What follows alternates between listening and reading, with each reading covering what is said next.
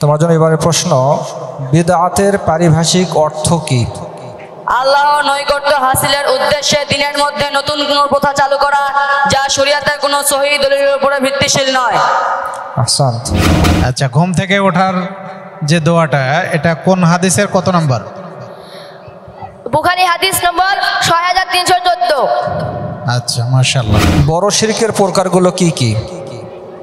1 জ্ঞানগত শিরিক, 2 ব্যবহারগত শিরিক, 3 ইবাদতের শিরিক, 4 অভ্যাসগত শিরিক ও 5 ভালোবাসার শিরিক।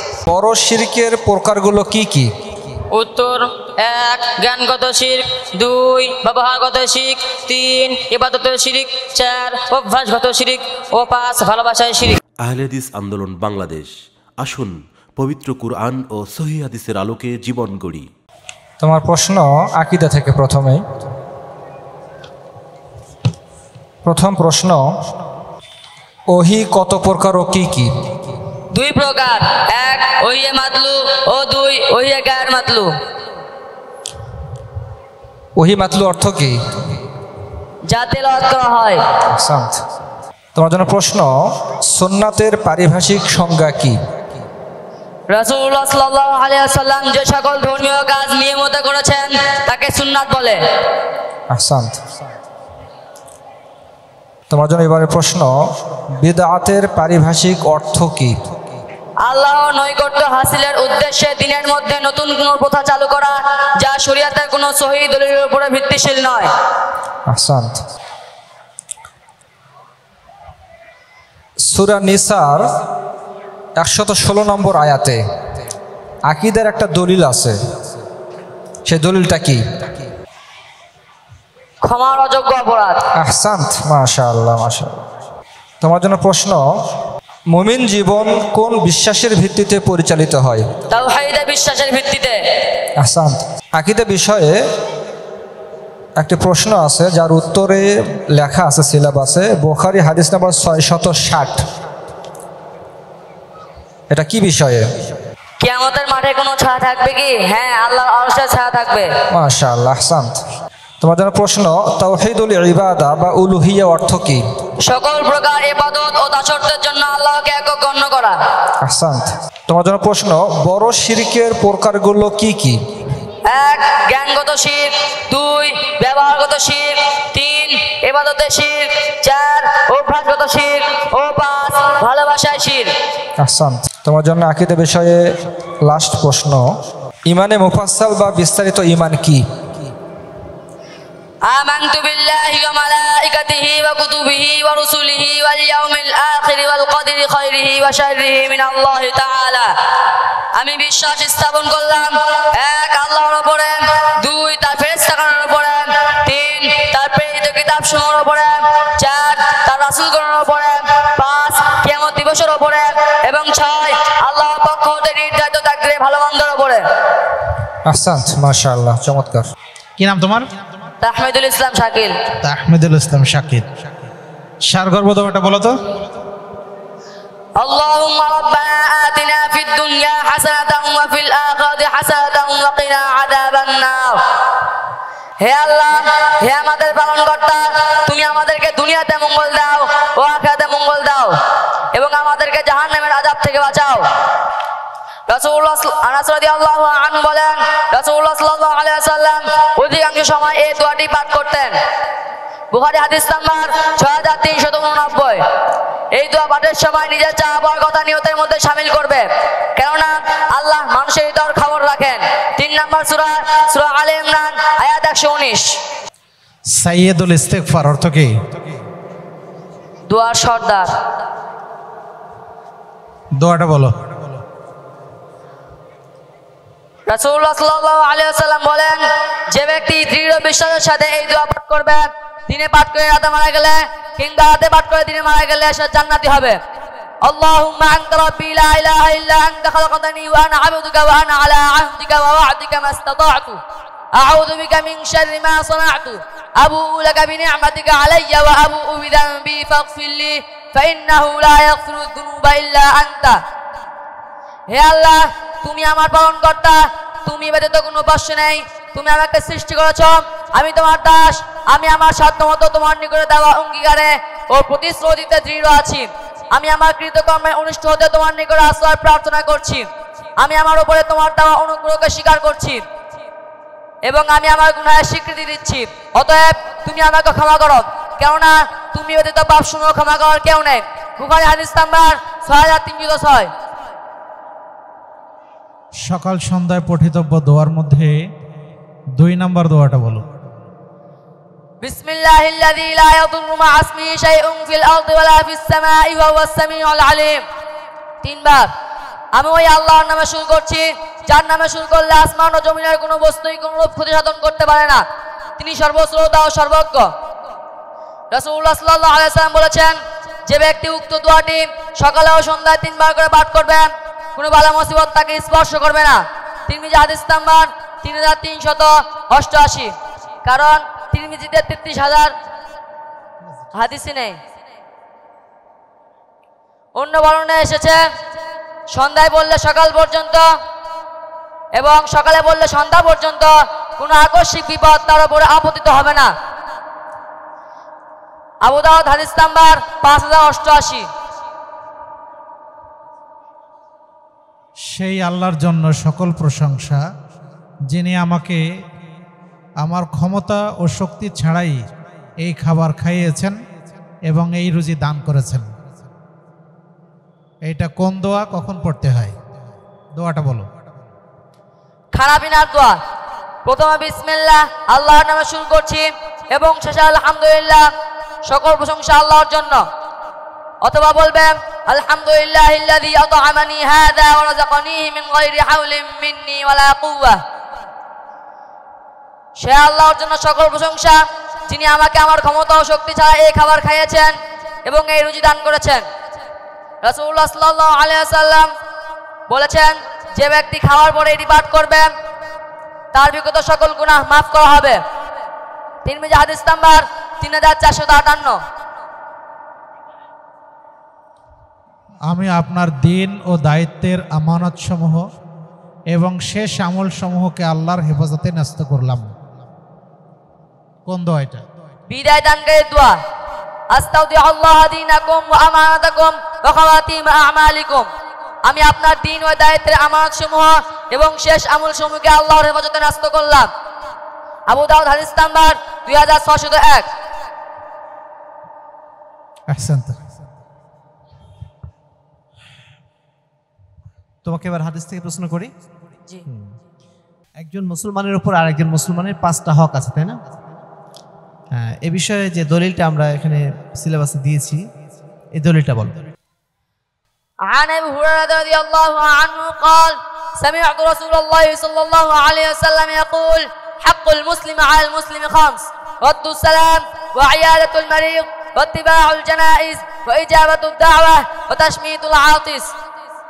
আবু হুরায়রা রাদিয়াল্লাহু আনহু হতে বর্ণিত, তিনি বলেন, আমি রাসূলুল্লাহ সাল্লাল্লাহু আলাইহি ওয়াসাল্লামকে বলতে শুনেছি, এক মুসলমানের উপর অপর মুসলমানের হক 5টি। 1. সালামের জবাব দেওয়া। 2. রোগীকে দেখতে যাওয়া। 3. জানাজা অংশগ্রহণ করা। 4. দাওয়াত কবুল করা। 5. হাজির জবাব দেওয়া। বুখারী হাদিস নাম্বার 1240।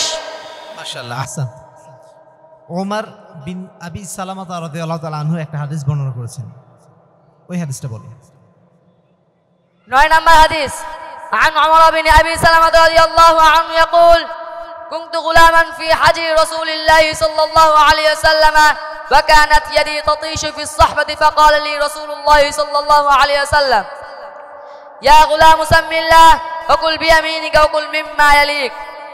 ওমর বিন আবু সালামা রাদিয়াল্লাহু আনহু তে বর্ণিত, তিনি বলেন, আমি শৈশবে রাসূলুল্লাহ সাল্লাল্লাহু আলাইহি ওয়াসাল্লামের গৃহে ছিলাম। খাওয়ার সময় আমার হাত খাওয়ার পাত্রের চতুর্দিকে যাচ্ছিল। তখন রাসূলুল্লাহ সাল্লাল্লাহু আলাইহি ওয়াসাল্লাম আমাকে বললেন, বৎস, বিসমিল্লাহ বলো, ডান হাতে খাও এবং নিজের সম্মুখেও দেখাও।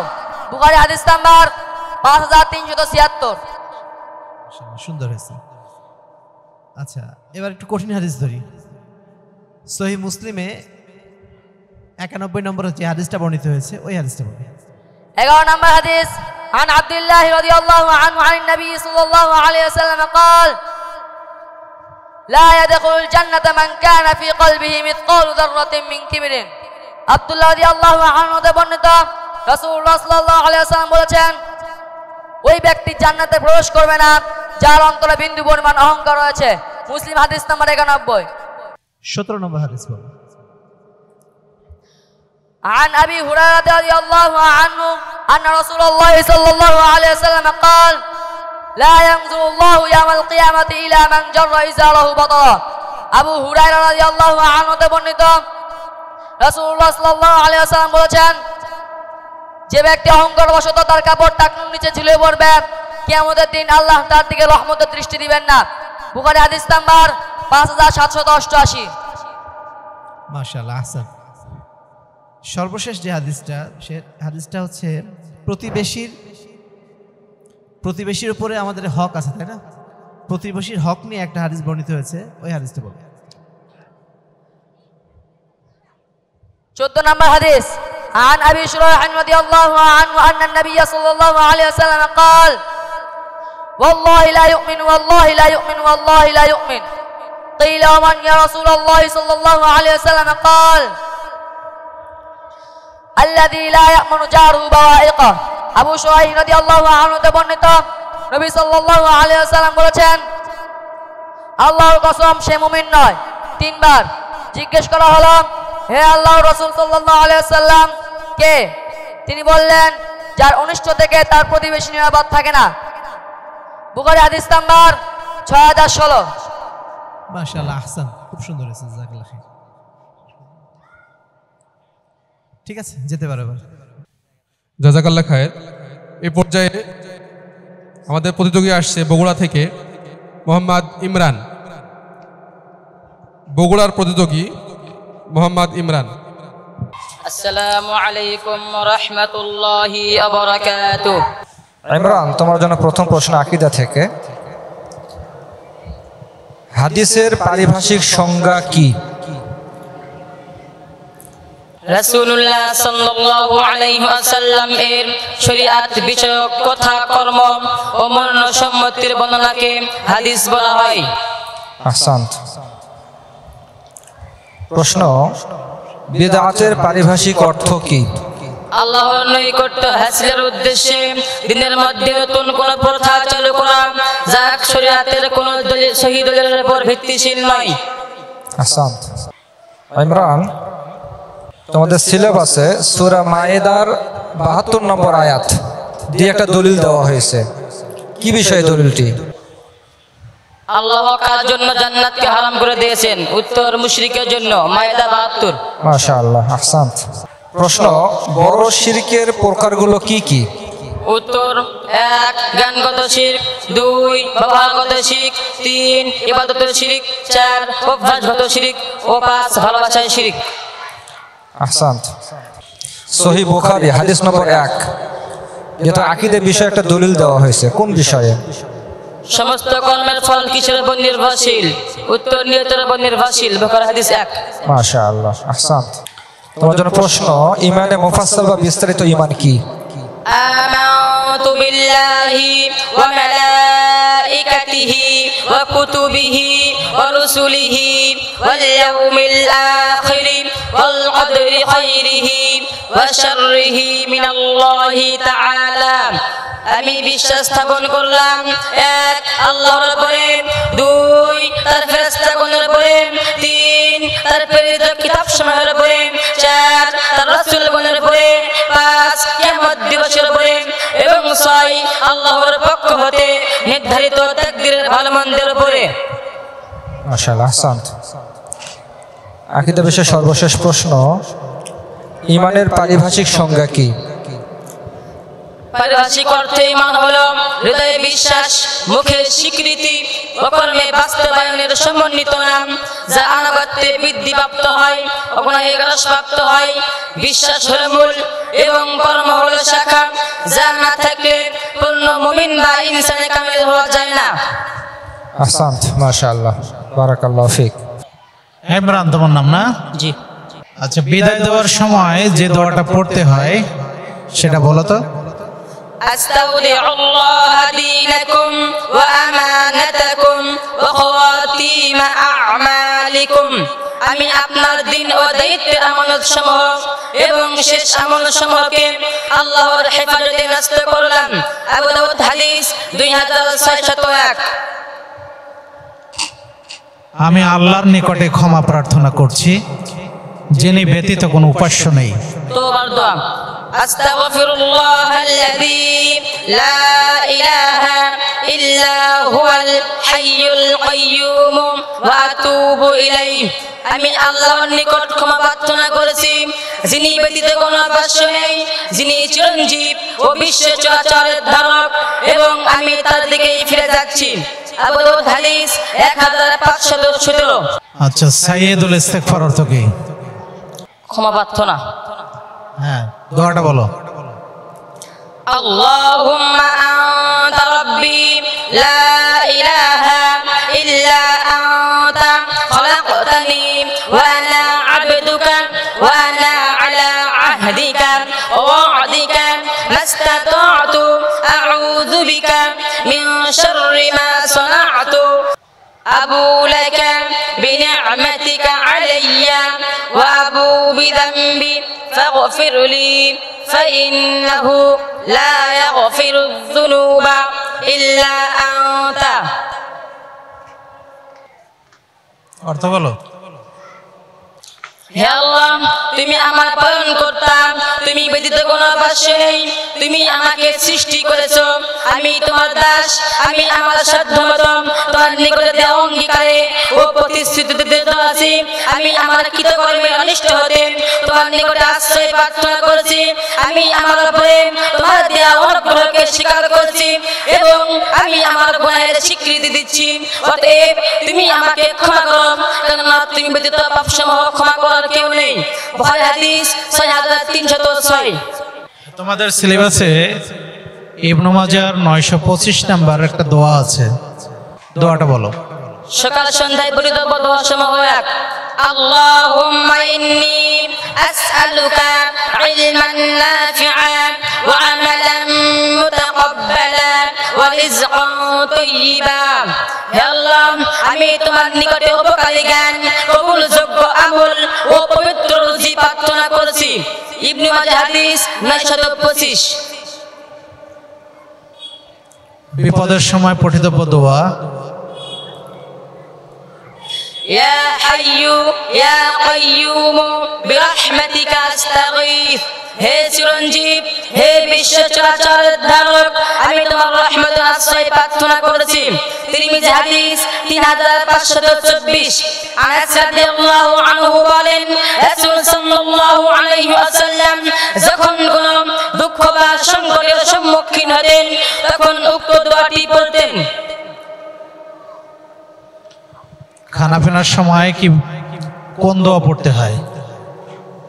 প্রথমে বিসমিল্লাহ আল্লাহর নামে শুরু করেছি এবং শেষে আলহামদুলিল্লাহ, সকল প্রশংসা আল্লাহর জন্য, অথবা বলবেন আলহামদুলিল্লাহিল্লাযী আত'আমানি হাযা ওয়া রাযাকানিহি মিন গায়রি হাওলিন মিন্নি ওয়ালা কুওয়া। আহসানতা, ধন্যবাদ তোমাকে। এবার হাদিস থেকে তোমার জন্য প্রশ্ন। তুমি তো হাফেজ, তাই না? হাফেজদের মর্যাদার উপরে একটা হাদিস বর্ণিত হয়েছে এখানে, ওই হাদিসটা বলো। এক নম্বর হাদিস, عن عائشة رضي الله عنها قالت قال رسول الله صلى الله عليه وسلم الماهر بالقرآن مع السفرة الكرام البررة والذي يقرأ القرآن ويتتعتع فيه وهو عليه شاق له أجران। আয়েশা রাদিয়াল্লাহু আনহা হতে বর্ণিত, তিনি বলেন রাসূলুল্লাহ সাল্লাল্লাহু আলাইহি ওয়াসাল্লাম বলেছেন, কোরআন পাঠে দক্ষ ব্যক্তি সম্মানিত লেখক ফেরেশতাদের সাথে থাকবেন, আর যে কোরআন পড়ে কিন্তু আটকায় এবং কোরআন পড়া তার জন্য খুব কষ্টদায়ক হয়, তার জন্য 2 গুণ নেকি রয়েছে। বুখারী হাদিস 4937। মাশাআল্লাহ, সুন্দর হয়েছে। আমাদের যারা বন্ধু হবে তারা হবে ইমানদার, এই বিষয়ে একটা হাদিস আছে। দুই নম্বর হাদিস عن أبي سعيد رضي الله عنه أنه سمع النبي صلى الله عليه وسلم يقول لا تصاحب إلا مؤمنا ولا يأكل طعامك إلا تقي আবু সাঈদ খুদরি রাদিয়াল্লাহু আনহু হতে বর্ণিত তিনি নবী করিম সাল্লাল্লাহু আলাইহি ওয়াসাল্লামকে বলতে শুনেছেন ঈমানদার ছাড়া কাউকে সাথী করো না আর পরহেজগার ব্যক্তি ব্যতীত কেউ যেন তোমার খাদ্য না খায় তিরমিজি হাদিস 2395 মাশাআল্লাহ 7 নম্বর হাদিস বলুন عن أبي هريرة رضي الله عنه أن رسول الله صلى الله عليه وسلم قال ليس الشديد بالسرعة إنما الشديد الذي يملك نفسه عند الغضب أبو هريرة رضي الله عنه হতে বর্ণিত রাসূলুল্লাহ সাল্লাল্লাহু আলাইহি ওয়াসাল্লাম বলেছেন কুস্তিতে প্রতিপক্ষকে হারিয়ে জয়লাভ করতে বীরত্ব নেই বরং প্রধানের সময় নিজেকে সংবরণ করতে পারাই প্রকৃত বীরত্বের পরিচায়ক বুখারী হাদিস 6114 যদি 4টি বস্তু আমাদের সাথে থাকে তাহলে দুনিয়ার সবকিছু হারিয়ে গেলে আমাদের কোনো ক্ষতি নেই ওই 4টি বস্তু কি কি শুধু ওই 4টি বস্তুর নাম বলবেন 1 আমানত রক্ষা 2 সত্য কথা 3 সুন্দর চরিত্র এবং 4 হালাল উপার্জন হাদিস কোন গ্রন্থে বর্ণিত হয়েছে আহমদ হাদিস 6652 কিয়ামতের দিন 5টি প্রশ্নের উত্তর দেওয়া লাগবে এই হাদিসটা কে বর্ণনা করেছেন ইবনে মাসউদ রাদিয়াল্লাহু আনহু কে কোন গ্রন্থে বর্ণিত হয়েছে তিরমিজি হাদিস সংখ্যা 2416 আনাস রাদিয়াল্লাহু তাআলা আনহু একটা হাদিস বর্ণনা করেছেন عن أنس رضي الله عنه قال قال رسول الله صلى الله عليه وسلم كل بني آدم خطاء وخير الخطائين التوابون أنس رضي الله عنه হতে বর্ণিত তিনি বলেন রাসূলুল্লাহ সাল্লাল্লাহু আলাইহি ওয়াসাল্লাম বলেছেন প্রত্যেক আদম সন্তান ভুলকারী আর ভুলকারীদের মধ্যে উত্তম তারাই যারা তওবা করে ইবনে মাজাহ হাদিস 4251 মাশাআল্লাহ আহসান খুব সুন্দর হয়েছে জাযাকাল্লাহ খাইর আসসালামু আলাইকুম ওয়া রাহমাতুল্লাহ ওয়ালাইকুম আসসালাম তোমার আকীদা থেকে প্রশ্ন প্রথম প্রশ্ন সূরা কাহাফের 110 নম্বর আয়াত দিয়ে একটি দলিল দেওয়া হয়েছে আকীদা বিষয়ে কি বিষয়ে অন্য মানুষের সাথে রাসূলুল্লাহ সাল্লাল্লাহু আলাইহি ওয়াসাল্লামের মৌলিক পার্থক্য কি রাসূলুল্লাহ সাল্লাল্লাহু আলাইহি ওয়াসাল্লামের নিকট ওহী আসতো অন্য মানুষের নিকট আসে না কাহাফ 110 নম্বর আয়াত কোথায় আছে এটা 11 নম্বর প্রশ্নতে আহসান্ত মাশাআল্লাহ তোমার জন্য প্রশ্ন ঈমানে মুজমাল বা বিশ্বাসের সার কথা কি আমানতু বিল্লাহি কামা ওয়া বিআসমাইহি ওয়া সিফাতিহি ওয়া ক্বাবিলতু জামিআ আহকামিহি ওয়া আরকানিহি আমি বিশ্বাস স্থাপন করলাম আল্লাহর উপরে যেমন তিনি তার যাবতীয় নাম ও গুণাবলী সহকারী এবং আমি কবুল করলাম তার যাবতীয় আদেশ নিষেধ ও ফরজ ওয়াজিব সমূহকে আহসান্ত সূরা আনআমের 103 নম্বর আয়াত দিয়ে একটি আকীদা দলিল দেওয়া হয়েছে কি বিষয় এটা রাসূলুল্লাহ সাল্লাল্লাহু আলাইহি ওয়াসাল্লাম মিরাজের রজনীতে আল্লাহকে দেখেছেন কি উত্তর না তিনি সরাসরি আল্লাহকে দেখেননি বরং তার নূর দেখেছেন আনআম 103 নম্বর আয়াত আহসান্ত তোমার জন্য প্রশ্ন তাকলিদের পারিভাষিক অর্থ কি শারঈ বিষয়ে কারো কোনো কথা বিনা দলিলে মেনে নেওয়া আহসান্ত প্রশ্ন সুন্নাতের পারিভাষিক সংজ্ঞা কি রাসূলুল্লাহ সাল্লাল্লাহু আলাইহি ওয়াসাল্লাম যে সকল ধর্মীয় কাজ নিয়মিত করেছেন তাকে সুন্নাত বলে আহসান্ত বিদআতের পারিভাষিক অর্থ কি আল্লাহর নৈকট্য হাসিলের উদ্দেশ্যে দিনের মধ্যে নতুন কোনো প্রথা চালু করা যা শরীয়তের কোনো সহিহ দলিলের উপর ভিত্তিশীল নয় আহসান্ত বাণী জি একটা শব্দ বাণী এটা কিসের অর্থ হাদিস অর্থ কি হাদিসের অর্থ। আহসান্ত, বারাকাল্লাহু ফিক। মুআজ, দোয়া থেকে তোমাকে প্রশ্ন করি, জি সব পারবা তো? জি ইনশাআল্লাহ। ইনশাআল্লাহ। আচ্ছা, ঘুম থেকে ওঠার যে দোয়াটা, এটা কোন হাদিসের কত নম্বর? বুখারী হাদিস নম্বর 6314। আচ্ছা, মাশাআল্লাহ। নৌযান চলাচলের শুরুতে যে দোয়াটা পড়তে হয়, এই দোয়াটা বলো তো। নৌযান চলার শুরুতে দোয়া, বিসমিল্লাহি মাজরিহা ওয়া মুরসাহা ইন্না রাব্বি লাগফুরুর রহিম। আল্লাহর নামে এর গতি অবস্থান, নিশ্চয় আমার প্রতিপালক অতি বহু ক্ষমাশীল ও দয়াবান। হুদ 11 নম্বর সূরা 41 নম্বর আয়াত। জাযাকাল্লাহ খাইরান।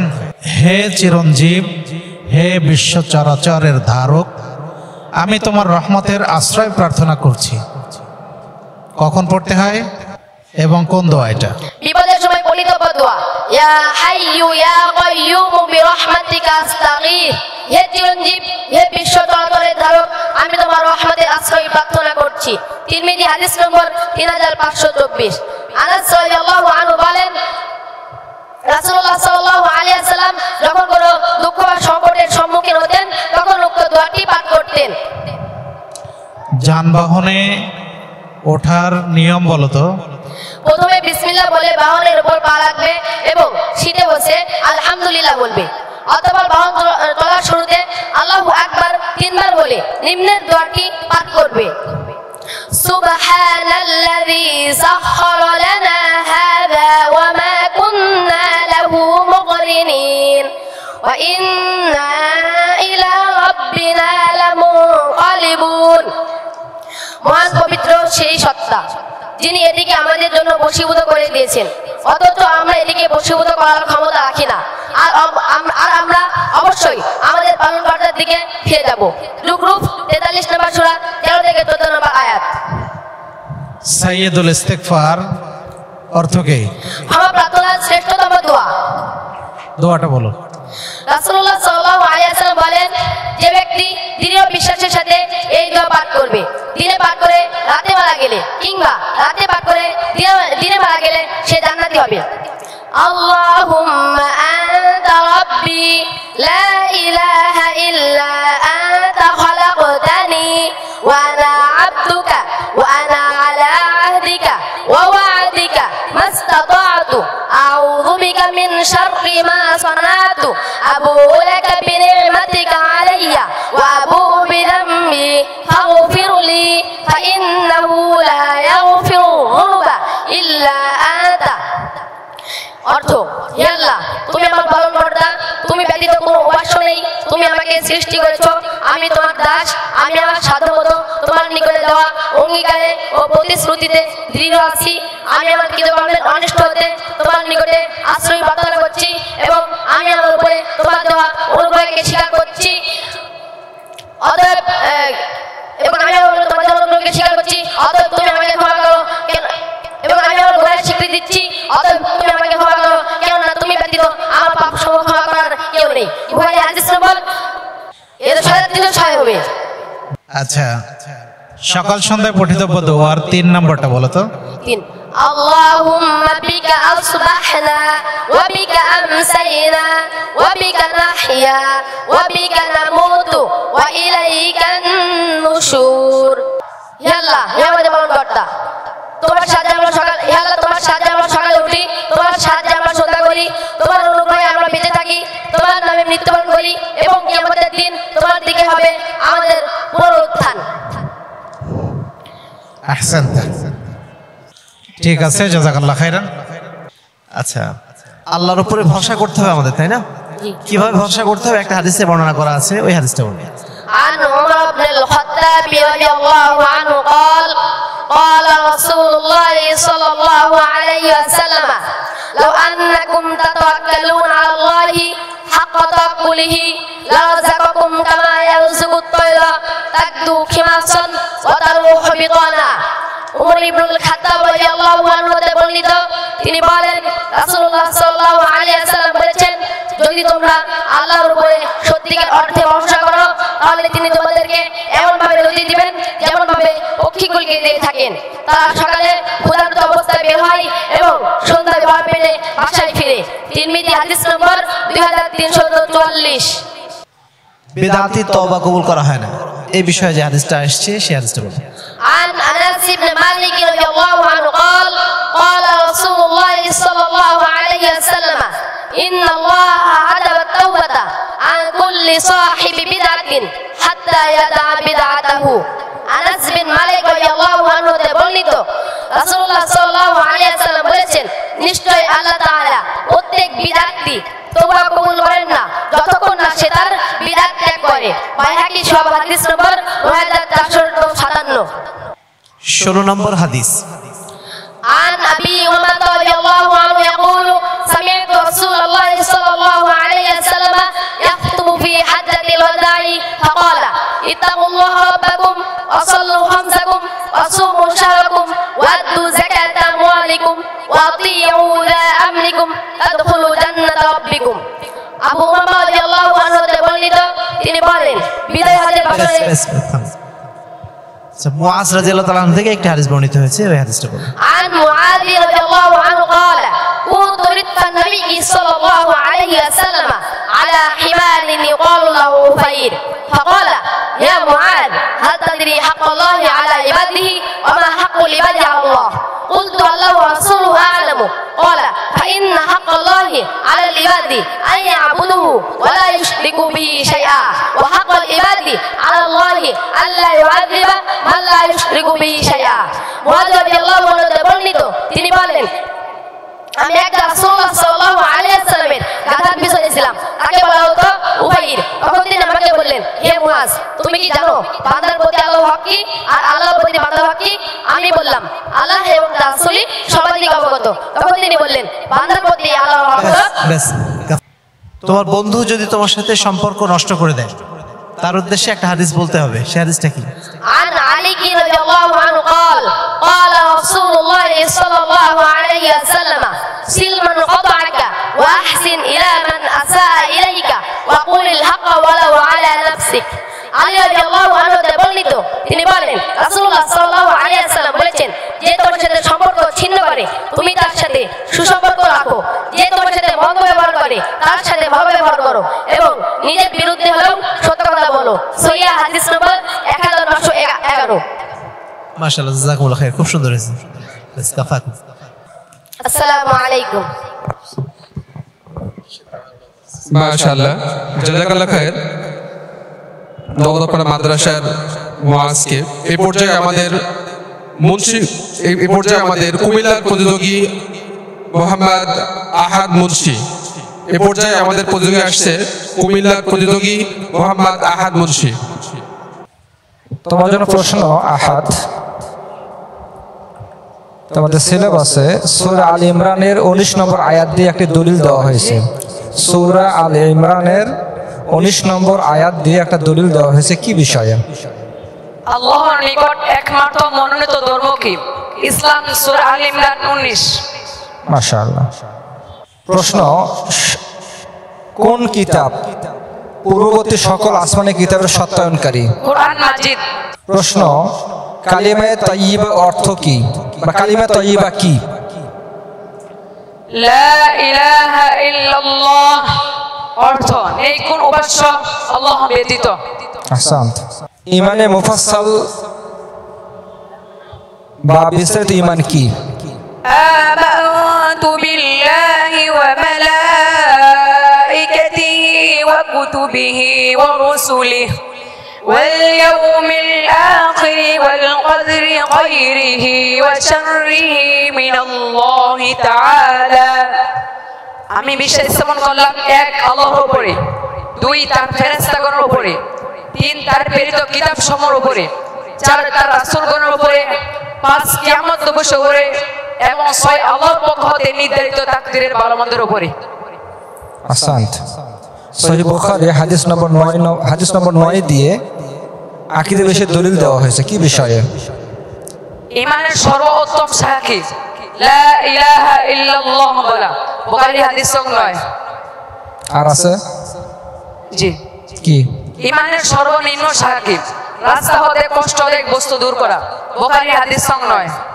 আহসান্ত, মাশাআল্লাহ। প্রশ্ন, বড় শিরকের প্রকারগুলো কি কি? 1 জ্ঞানগত শিরিক, 2 ব্যবহারগত শিরিক, 3 ইবাদতের শিরিক, 4 অপরগত শিরিক, 5 ভালোবাসার শিরিক। আহসান্ত। ওহি 2 প্রকার, 2 নম্বর প্রকারটা কি? ওহে গায়রে মাতলুব। আহসান্ত। বিদআত অর্থ কি? নতুন সৃষ্টি যার কোনো পূর্ব দৃষ্টান্ত নেই। আহসান্ত, বারাকাল্লাহু ফিক।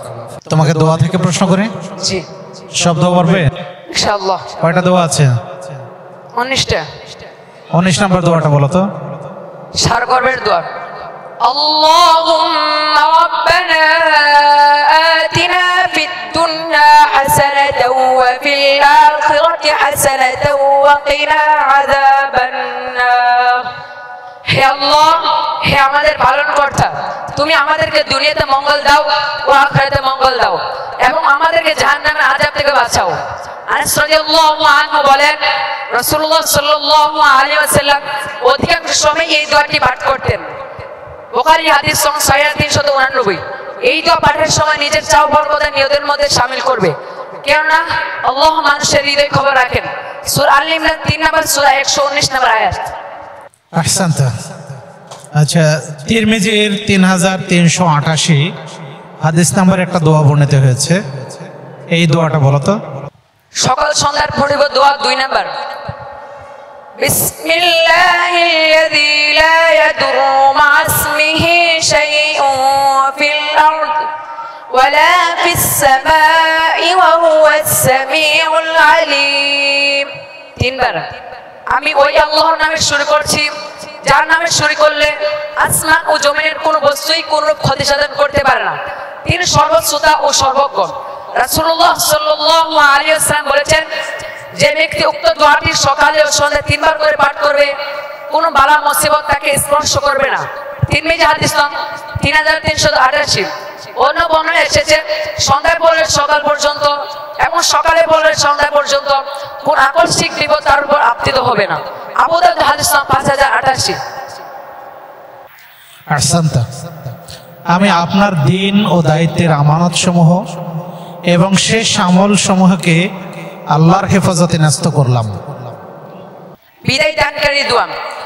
আস্তাউদিউল্লাহ দীনাকুম ওয়া আমানাতাকুম ওয়া খাওয়াতিম আ'মালিকুম। আমি আপনার দিন ও দায়িত্বের আমানত সমূহ এবং শেষ আমল সমূহকে আল্লাহর হেফাজতে ন্যস্ত করলাম। আবু দাউদ হাদিস নং 2601। ক্ষমা প্রার্থনার শ্রেষ্ঠ দোয়া। সাইদুল ইস্তিগফার বা ক্ষমা প্রার্থনার শ্রেষ্ঠ দোয়া। রাসূলুল্লাহ সাল্লাল্লাহু আলাইহি ওয়াসাল্লাম বলেন, যে ব্যক্তি দৃঢ় বিশ্বাসের সাথে এই দোয়া পাঠ করবে, দিনে পাঠ করলে রাতে মারা গেলে কিংবা রাতে পাঠ করলে দিনে মারা গেলে সে জান্নাতি হবে। আল্লাহুম্মা আনতা রাব্বি লা ইলাহা ইল্লা আনতা খালাকতানি ওয়া আনা আবদুকা ওয়া আনা আলা আহদিকা ওয়া ওয়া'দিকা ما استطعت أعوذ بك من شر ما صنعت أبوء لك بنعمتك علي وأبوء بذنبي فاغفر لي فإنه لا يغفر الذنوب إلا أنت. হে আল্লাহ, তুমি আমার পালনকর্তা, তুমি ব্যতীত কোনো উপাস্য নেই। তুমি আমাকে সৃষ্টি করেছো, আমি তোমার দাস। আমি আমার সাধ্যমতো তোমার নিকটে দেওয়া অঙ্গীকারে উপদেশশ্রুতি দিতে আছি। আমি আমার কৃতকর্মের অনিষ্ট হতে তোমার নিকট আশ্রয় প্রার্থনা করছি। আমি আমার উপরে তোমার দেওয়া অনুগ্রহের স্বীকার করছি এবং আমি আমার গুণের স্বীকৃতি দিচ্ছি। অতএব তুমি আমাকে ক্ষমা করো, কেননা তুমি ব্যতীত পাপ সম ক্ষমা করার কেউ নেই। বুখারী হাদিস নং 6306। আহসান্ত। খানা পিনা গ্রহণের নিয়ম সহ দোয়াটা বলো। প্রথমে বিসমিল্লাহ আল্লাহর নামে শুরু করছি এবং শেষে আলহামদুলিল্লাহ, সকল প্রশংসা আল্লাহর জন্য। অথবা বলবে আলহামদুলিল্লাহিল্লাযী আত'আমানি হাযা ওয়া রাযাকানিহি মিন গায়রি হাওলিন মিন্নি ওয়ালা কুওয়া। সেই আল্লাহর জন্য সকল প্রশংসা যিনি আমাকে আমার ক্ষমতা ও শক্তি ছাড়াই এই খাবার খাওয়াইছেন এবং এর রুজি দান করেছেন। রাসূলুল্লাহ সাল্লাল্লাহু আলাইহি ওয়াসাল্লাম বলেছেন, যে ব্যক্তি খাওয়ার পর এটি পাঠ করবে তার বিগত সকল গুনাহ মাফ করা হবে। তিরমিজি হাদিস 3458। সুন্দর হয়েছে, জাযাকাল্লাহ খাইরান। তো এবার হাদিস থেকে ধরি। জি। 13 নম্বর হাদিসটা বলুন। عن عبد الله رضي الله عنه عن النبي صلى الله عليه وسلم قال إن الصدق يهدي إلى البر وإن البر يهدي إلى الجنة وإن الرجل لا يصدق حتى يكون صديقا وإن الكذب يهدي إلى الفجور وإن الفجور يهدي إلى النار وإن الرجل لا يكذب حتى يكتب عند الله كذابا। আব্দুল্লাহ রাদিয়াল্লাহু আনহু হতে বর্ণিত, রাসূলুল্লাহ সাল্লাল্লাহু আলাইহি ওয়াসাল্লাম বলেছেন, সত্যবাদীরা নেকির দিকে পরিচালিত করে আর নেকি জান্নাতের পথে পরিচালিত করে। এই হাদিসটা সহিহ বুখারীতে বর্ণিত হয়েছে না? কত নম্বর হাদিস? বুখারী হাদিস সংখ্যা 6094। মাশাআল্লাহ। আব্দুল্লাহ ইবনে ওমর রাদিয়াল্লাহু আনহু একটা হাদিস বর্ণনা করেছেন, সেই হাদিসটা বলুন। عن عبد الله بن عمر رضي الله عنه أن رسول الله صلى الله عليه وسلم قال أقيموا الصفوف وحاذوا بين المناكب وسدوا الخلل ولينوا في أيدي إخوانكم ولا تذروا فرجات للشيطان ومن وصل صفا وصله الله تبارك وتعالى ومن قطع صفا قطعه الله। আব্দুল্লাহ ইবনে ওমর। বেশ, হাদিসটা কোন গ্রন্থে বর্ণিত হয়েছে? আবু দাউদ। আবু দাউদ, হাদিস নাম্বার 666। মাশাআল্লাহ। আচ্ছা, আমরা তো জন্মদিন পালন করি না, না? জি। জন্মদিন পালন করি আমরা? জি না। কেন করি না? কারণ ইহুদি খ্রিস্টানরা জন্মদিন পালন করে। জি। তো এই বিষয়ে একটা হাদিস বর্ণিত হয়েছে যে যারা অন্য কোনো জাতির সাথে সাদৃশ্য রাখবে তারা তাদের মধ্যে অন্তর্ভুক্ত হবে। এই হাদিসটা বলুন।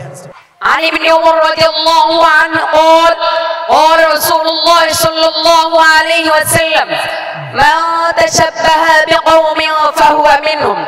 ইবনে ওমর রাদিয়াল্লাহু আনহু তে বর্ণিত, তিনি বলেন রাসূলুল্লাহ সাল্লাল্লাহু আলাইহি ওয়াসাল্লাম বলেছেন, যে ব্যক্তি যে জাতির সাদৃশ্য অবলম্বন করে সে তাদেরই অন্তর্ভুক্ত। আবু দাউদ হাদিস 4031। মাশাআল্লাহ, সুন্দর হয়েছে। মদ খাওয়া কি হারাম, তাই না? জি। হ্যাঁ, মদের বিষয়ে একটা হাদিস বর্ণিত হয়েছে। عن عبد الله بن عمرو بن العاص رضي الله عنه قال قال رسول الله صلى الله عليه وسلم الخمر أم الخبائث فمن شربها لم تقبل منه صلاة 40 يوما فإن مات وهي في بطنه مات ميتة جاهلية। আব্দুল্লাহ বিন আমর বিন আস রাদিয়াল্লাহু আনহু তে বর্ণিত, তিনি বলেন রাসূলুল্লাহ সাল্লাল্লাহু আলাইহি ওয়াসাল্লাম বলেছেন, মদ যাবতীয় অপকর্মের, যে মদ পান করবে তার 40 দিনের সালাত কবুল হবে না। বেশ, মাশাআল্লাহ। সর্বশেষ হাদিসটা বলুন। عن أنس رضي الله عنه قال قال رسول الله صلى الله عليه وسلم كل بني آدم خطاء وخير الخطائين التوابون। আনাস রাদিয়াল্লাহু আনহু তে বর্ণিত, তিনি বলেন রাসূলুল্লাহ সাল্লাল্লাহু আলাইহি ওয়াসাল্লাম বলেছেন, প্রত্যেক আদম সন্তান ভুলকারী, আর ভুলকারীদের মধ্যে উত্তম তারাই যারা তওবা করে। ইবনে মাজাহ হাদিস 4251। আলহামদুলিল্লাহ, আমরা আহাদ মুন্সির প্রতিযোগিতার মাধ্যমে আমাদের অর্থসহ হিফজুল হাদিস এই বিষয়ে প্রতিযোগিতা আমরা শেষ করলাম। আমরা পরবর্তী প্রতিযোগিতায় যাব, তবে তার পূর্বে যেহেতু আমাদের দুইটা গ্রুপের অর্থাৎ অর্থসহ হিফজুল হাদিস এই বিষয়ে ক এবং খ উভয় গ্রুপে বিচার কার্য সম্পন্ন করলেন। আমরা সম্মানিত বিচারক মহোদয়দের বলবো যে তারা যদি খুব সংক্ষিপ্তভাবে তাদের মনোভাব ব্যক্ত করতেন। বিসমিল্লাহ সাল্লাতু ওয়াসসালামু আলা রাসূলিল্লাহ। আলহামদুলিল্লাহ, প্রতিযোগী যারা ছিলেন ক এবং খ দুটি গ্রুপেই, ছোট এবং বড়, আসলে আমি অত্যন্ত অভিভূত। আমরা এতটা ক্রিটিক্যাল প্রশ্ন তাদেরকে করতেছি, ঘুরিয়ে পেঁচিয়ে, সামনে থেকে পিছন থেকে, কখনো আয়াত নম্বর, কখনো হাদিস নাম্বার দিয়ে, আকীদা বিষয়ে, হাদিস বিষয়ে, সর্ব বিষয়ে তারা যেন সমস্ত উত্তরগুলো তাদের ঠোঁটের আগালে একেবারে। এটা খুবই অভিভূত হওয়ার একটা বিষয়। মাশাআল্লাহ, আমরা তাদের জন্য দোয়া করেন, তাদের ইলমে আমলে বরকত দান করেন এবং একেবারে বিশ্ববরণ্য আলিম হওয়ার তৌফিক দান করেন। আল্লাহুম্মা আমিন। আসসালামু আলাইকুম ওয়া রাহমাতুল্লাহি ওয়া বারাকাতুহু। নাহমাদুহু ওয়া নুসাল্লি আলা রাসূলিহিল কারীম, আম্মা বা'দ। আজকে আমরা হিফজুল হাদিসের দুইটি গ্রুপে আমরা ওদের কাছ থেকে হাদিস শুনেছি, দোয়া শুনেছি এবং আকীদা বিষয়ে বিভিন্ন প্রশ্ন শুনেছি। আসলে প্রত্যেকেই এত সুন্দর মুখস্থ করেছে যে কাউকে কোথাও মানে আটকানো মুশকিল। আমরা নাম্বার দিতে গিয়ে আসলে বিপদেই পড়তে হয়।